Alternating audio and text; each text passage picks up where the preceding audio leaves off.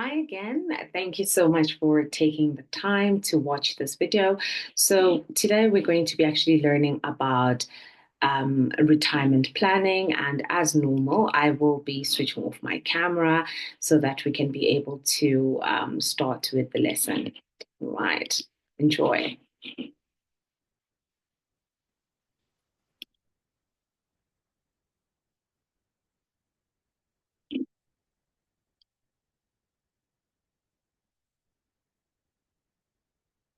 Ready?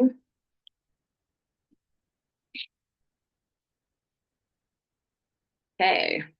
Like I said, we're going to be starting with retirement planning. Okay. All right. So if you've stopped working today, I mean, think about it. If you stopped working today or tomorrow, how long would your money last? That's basically the question that you should be asking yourself when you start thinking or talking about retirement planning, right? Because ideally, we start thinking around retirement because that's what exactly it means. Once you stop working, will I be able to sustain myself? Will I be able to continue maintaining the lifestyle that I currently lead? Right. And of course, shocking truths, right? Is that, I mean, currently in South Africa, if we look at the working class, only 6% of the South African working population can retire comfortably. And what that basically means, if we look at it in numbers, let's say, for example, 10 million out of the current South African population, and only 10 million of those individuals are part of the working class, right? And only 6% of that 10 million can retire comfortably, right? Think about it, guys. 6% of 10 million is about 600,000, right? So that's not a lot of people. What happens to the remaining 9,400,000 people? So it means they still need to continue working even after retirement, which is very sad, right?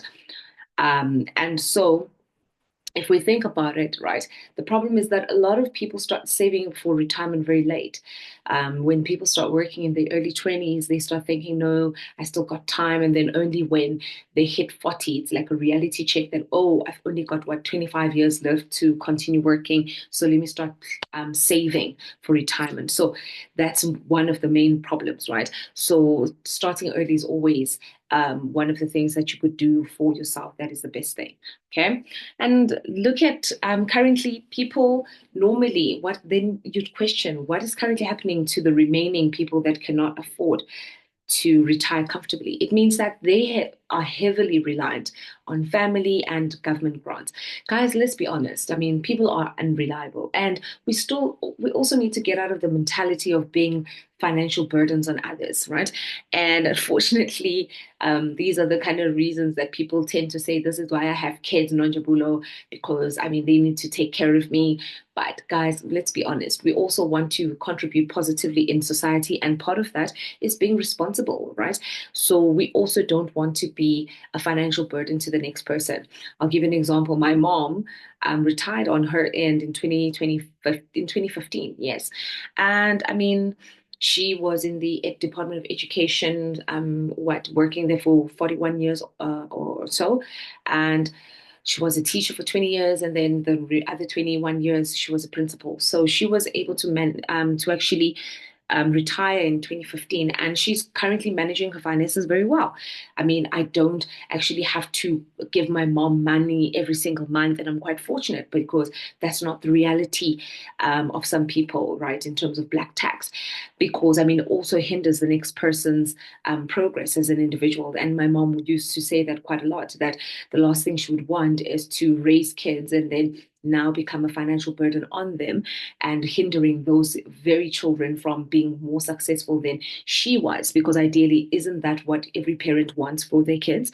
So if you are now planning to have kids just for them to look after you, right, you are a bit unfair, right, and a bit selfish, because initially, for us to be able to grow, you need to ensure that you try and provide your kids with better than what you have. And you can't do that if you're going to be a financial burden to them once you retire. So planning is very important, guys. And another thing people rely on is government grants. Let's be realistic, guys. I mean, if you're getting 2,180 Rand for a government grant, can you realistically live with 200 with 2,180 rand in this day and age? Let's think about this. I mean, 10 years ago, between 2050, 2025, 2015, a loaf of bread was about like 10 rand, right? 10, 11 rand. Now, 10 years later, a loaf of bread is about 18 rand. 20 rand, 25 rand at most, right? So if you're still going to be saving based on your current expenses, you are sorely mistaken, right? This is why you need to take into consideration the cost of inflation, because you need to make sure that you are saving for your future self. And that's another thing that hinders people. And that's why they don't fall into the 6% range, because a lot of people, yes, they are saving, some of them, but unfortunately, they don't have sufficient funds because what they were saving for was based on their current lifestyle. I mean, and as you grow older, in 20, 30 years from now, the interest rate and the inflation costs will have increased. So what you can afford now does not necessarily mean you can afford it 10 or 20 years later with the same amount of money you're currently earning now, because we talk about the value of money, right? And that's where the cost of inflation comes in. So just keep that in mind, guys, when you are trying to do your retirement planning. Okay, so why retirement planning matters, right?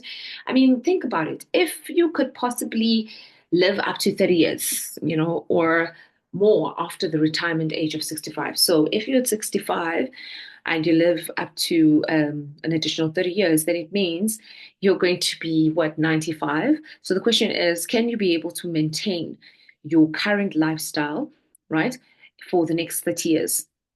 Using the pension that you're going to be getting, right?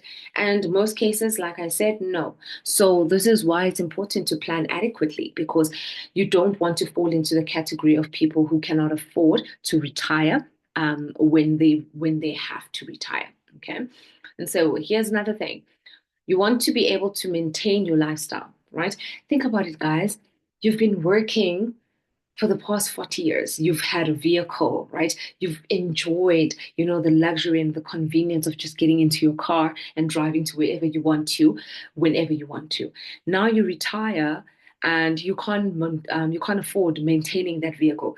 Imagine the trauma of having to go and start using public transport and you've never used. Or maybe you use public transport maybe in the first 3, 4, 5 years when you started working, and then you bought your own vehicle, and then for the past 30 years or so you've been using your own vehicle. Now at your old age, you need to start thinking about, what am I going to do to hail a taxi? Guys, you do not need that kind of stress. I mean, you're already getting old. There's so many things that are going on in your life. You're fragile and so forth. So adding an additional stress of not being able to maintain something that is now become a basic need to you because you've become so accustomed to that particular lifestyle is very sad. So those are the type of things you need to think about when you're planning for retirement. Will I be able to afford my current lifestyle?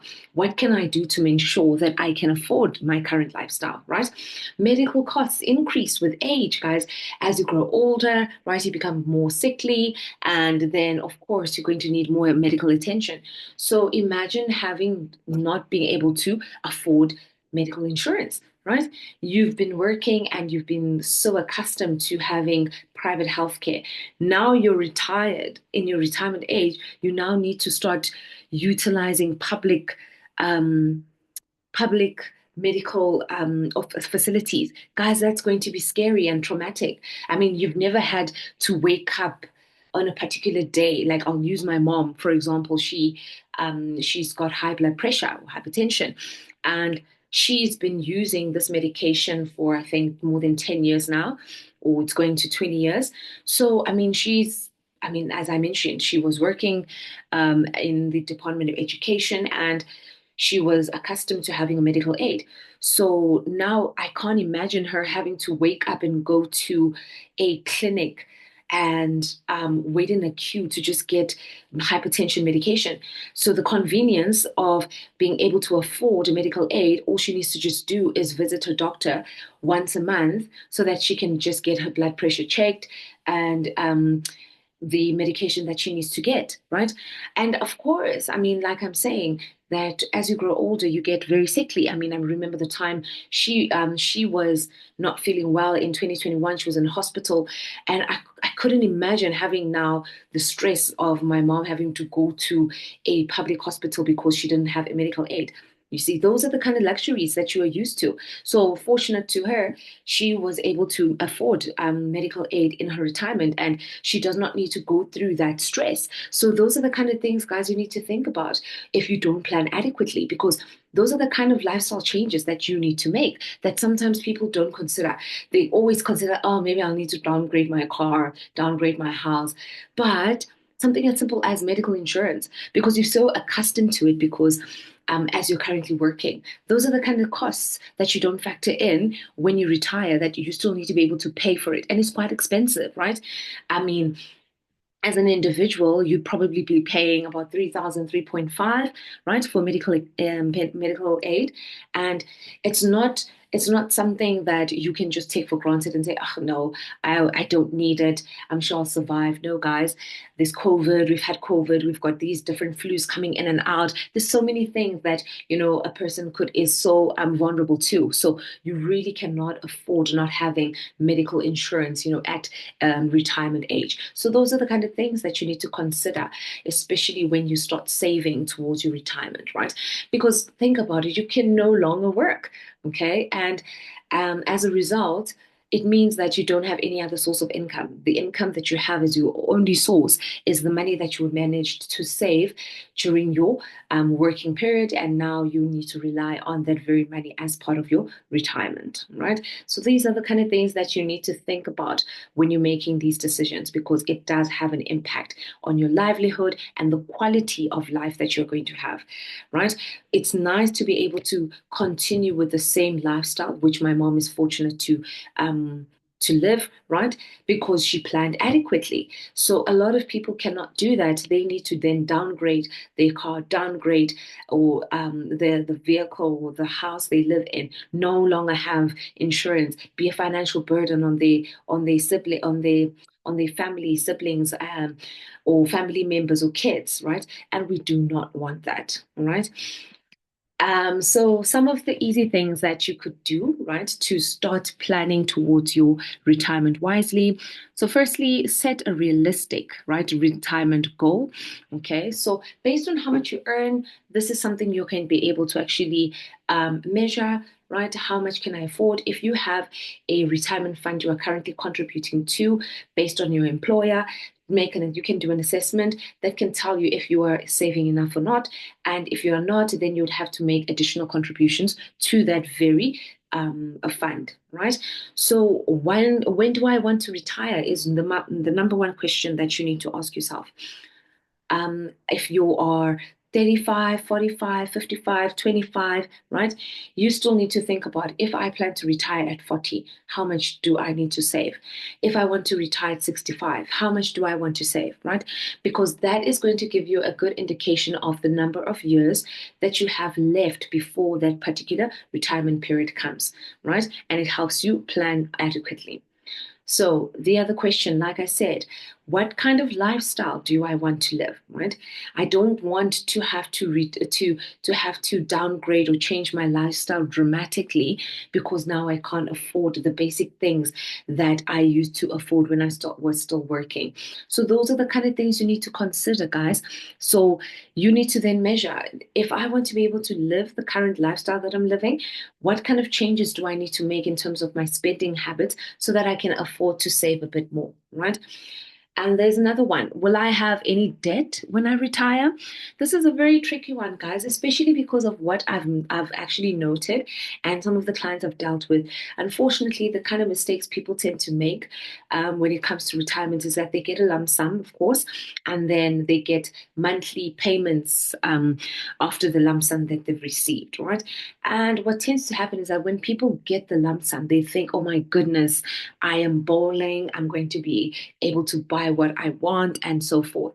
And what they tend to do is that I want to upgrade my car. I want to renovate. I finally can renovate my house. Guys, think about it. If you've been living in that house for the past 30 years whilst you're working, and you could not afford to renovate that house whilst you were working, why would you think you can afford to do the renovations when you retire? Right?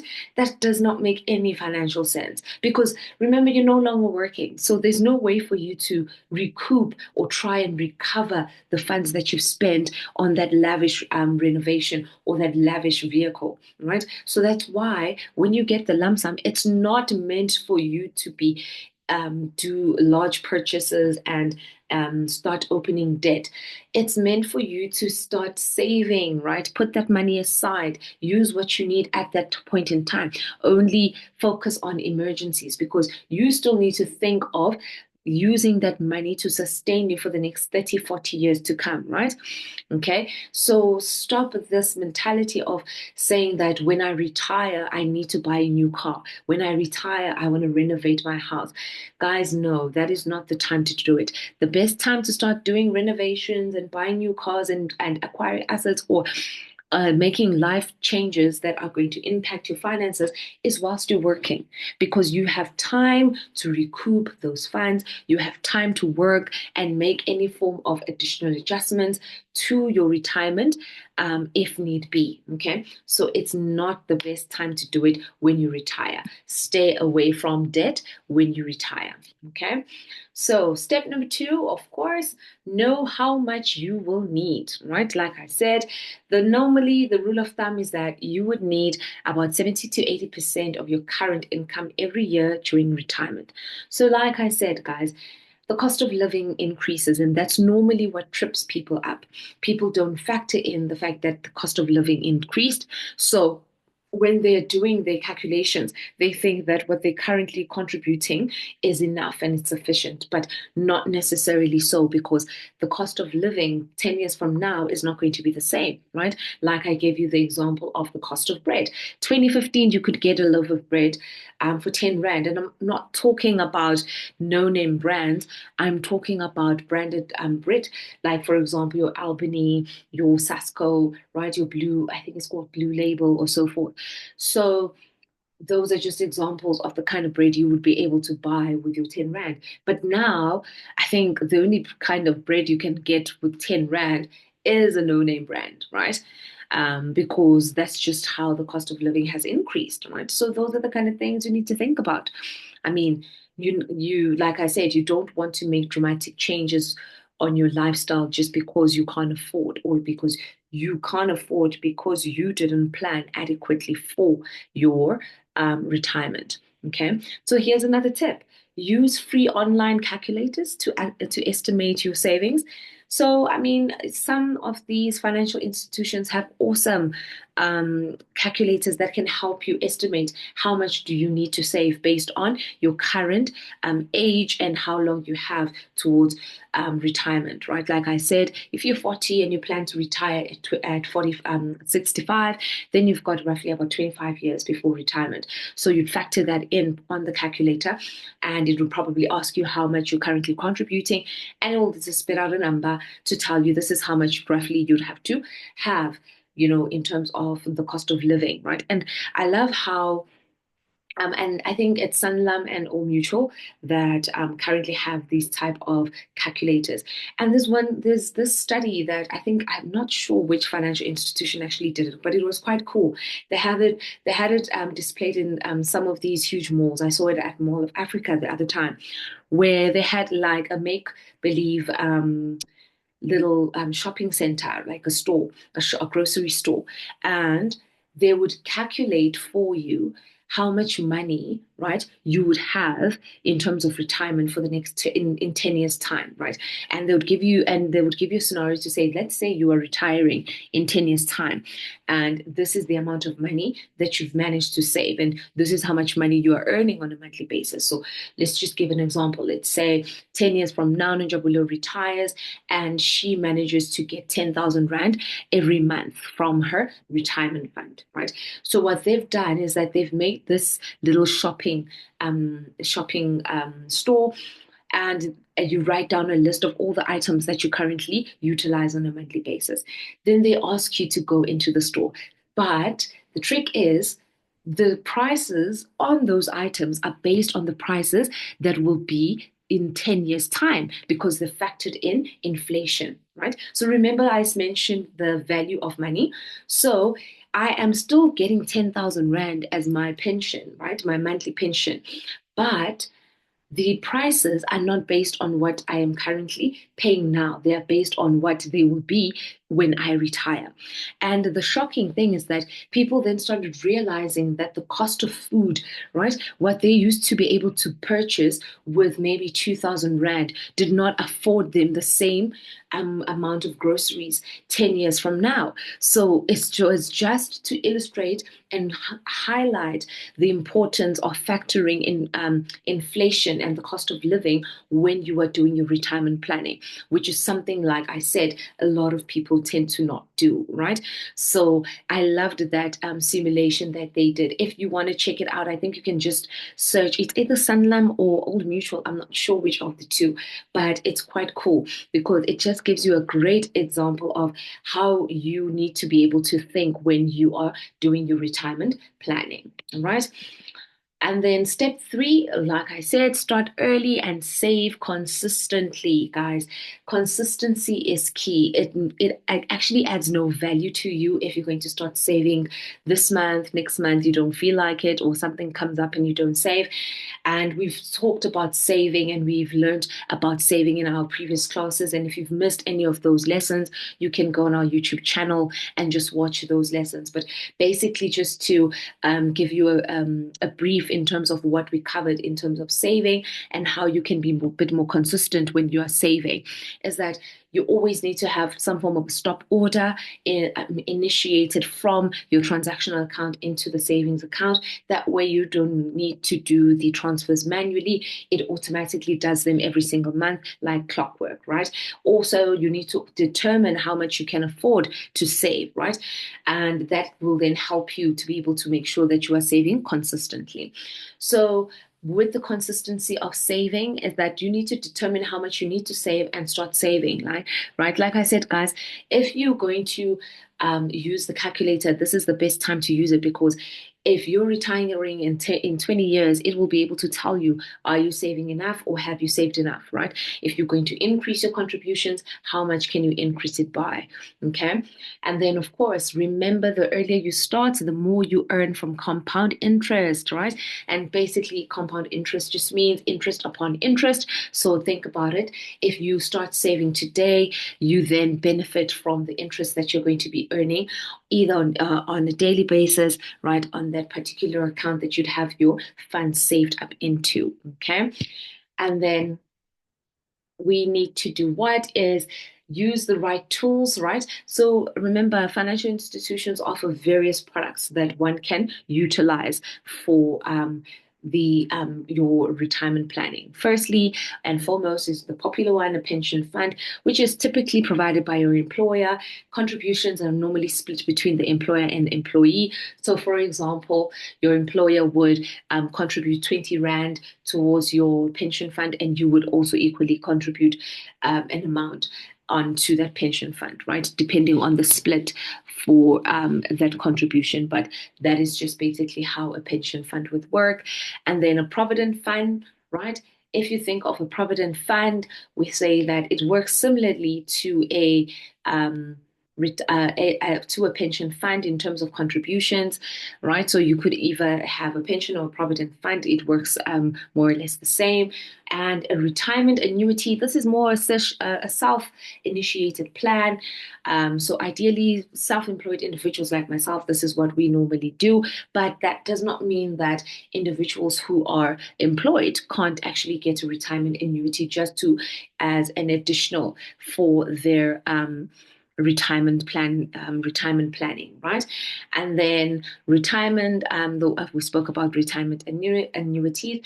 Then we talk about tax-free savings account. So remember, guys, these are additional tools that you can actually supplement your current pension fund, especially with the tax-free saving, because there's limitations to it for the tax-free part. So remember, the law says you can contribute up to 36,000 Rand, which is going to be tax-free. So for example, if you contribute 100,000 Rand this year into this account, then only 36,000 Rand of that 100,000 Rand will not be taxed. So then it means the remaining 64,000 Rand will be taxed.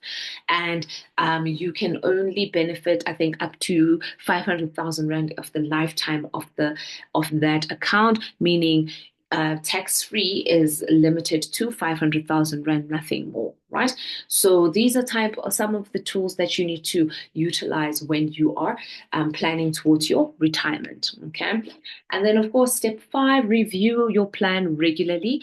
Life changes, and so should your retirement plan. Guys, let's be honest. I mean, there's life. That's just basically what life is. It's progression, moving forward. There's changes. What happened yesterday will not happen again today. So that applies when it comes to your retirement planning. You get a new job or you get a salary increase. What then happens? Unfortunately, people are victims to lifestyle creeping, and as a result, then they change their lifestyle. They get a new car, they start wearing more fancier clothes, and so forth. But ideally, the best scenario and the best case scenario is if you get a salary increase or a new job as a result from a new job or a promotion. Rather use that increase, right, to do what? To increase your pension contributions. Because think about it, guys. If you were earning 10,000 Rand for the past 5 years, your lifestyle has adjusted to the 10,000 Rand. There is no need for you to increase your lifestyle and let it creep when you get an increase of a salary. Because why would you no longer be able to actually maintain your lifestyle if you now have a new a new salary, right? So rather just take that salary and put that money into a investment account, or so that you can be able to save towards your retirement better. Okay, kids or dependents, right? Guys, think about it. Kids or dependents, people have kids, and sometimes, you find yourself in a situation where you now need to be able to provide for these particular individuals, and you need to question whether will you still be reliable, responsible for providing for these individuals during your retirement period. Because if that's the case, then that means you need to consider that and factor that in when you are planning for retirement, and that actually has a direct correlation to your contributions, because you cannot be contributing less than what you need, because you are still going to be um, having dependents that you need to be able to provide for during your retirement years, right? Big purchases and emergencies, guys, like I mentioned. I mean, big purchases and emergencies are things that you can't control, right? But big purchases, these are items that you can control. Like I said, it's not the best time to start buying buying a new house or making renovations in your house or buying a new car once you retire. These are the things you do whilst you are still working. So if there's a big purchase that you make, or during the time that you are working, the adjustments that you still need to make on your retirement planning. Because, I mean, if you wanted to contribute an additional 2,000 Rand on your retirement whilst you're still working, but because you've bought a new vehicle or a new house, now that 2,000 Rand is no longer available for you to contribute. You need to make adjustments in the sense of your lifestyle, so that you can be able to cater for that additional 2,000 Rand that you wanted to initially contribute. Right? So those are the kind of changes that we're talking about. Emergencies, you can't actually necessarily control. And just to reiterate what we spoke about earlier regarding lifestyle, right? And the reason why we plan, it's because, I mean, think about it, guys. You've been accustomed to a particular lifestyle as an individual, right? The last thing you need is to have to change that lifestyle. For example, I mean, one of the things people don't think about medical aid, right? Medical costs, right? As you grow older, it means that you then need to be able to, you're going to actually pay more for medical insurance, right? So imagine a situation where you were so accustomed to having medical aid, and now you've retired and you can't afford medical aid. Now you need to start going to public institutions, right? In public hospitals and clinics. That is traumatic because, I mean, think about it. I mean, you've been working for the past 40 years and you've been enjoying the benefits of private healthcare for the past 40 years. Now, in your last 30 years of your life, you now need to start using public public healthcare. That is going to be traumatic because, I mean, there's limited resources, there's certain things you can't do and so forth, and some resources you don't have access to. So those are the kind of things you need to think about, guys, when you're planning for retirement. I want to be able to live the same life I live, so I need to plan adequately for that lifestyle. Okay, so what you should remember from our lesson today, right? Firstly, time is your greatest asset. We spoke about how compound interest, earning interest on interest, benefits you when you are contributing to your retirement, right? And then, of course, use saving products that are relevant. So, like I said, and I mentioned that there are various financial institutions that offer the correct financial products for you to use for your retirement planning. Utilize those. Okay, plan with your goals in mind. Like I said, I want to live the same lifestyle I'm currently living when I retire. So I need to make sure that what I'm currently saving is going to afford me that lifestyle when I retire 20 years or 30 years or 40 years from now, right? Have that goal in mind. Review and adjust regularly. Like I said, when life changes, so should your retirement planning. You always need to factor in any change in your life so that you make sure that you are adequately prepared, right? And then, of course, do not rely on government support, right? We appreciate the support, but guys, realistically speaking, you cannot survive with 2,180 Rand, especially if you've become accustomed to a particular lifestyle whilst you're working. It's going to be a very difficult adjustment for you to make and a bit of a traumatic experience, right? I mean, they call retirement the golden years.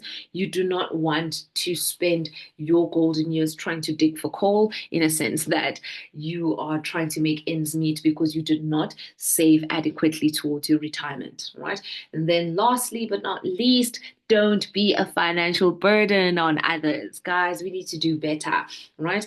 We don't want to be financial burdens on others. So we need to make sure that the financial decisions we make today benefit us in the future so that we see our families not take up the burden because we failed to plan adequately. All right. So, like normal, if you missed any of our lessons, please check out our YouTube channel and catch up on those lessons so that you can just make sure that you make wise financial decisions. And once again, thank you so much for taking the time for watching this video. Goodbye.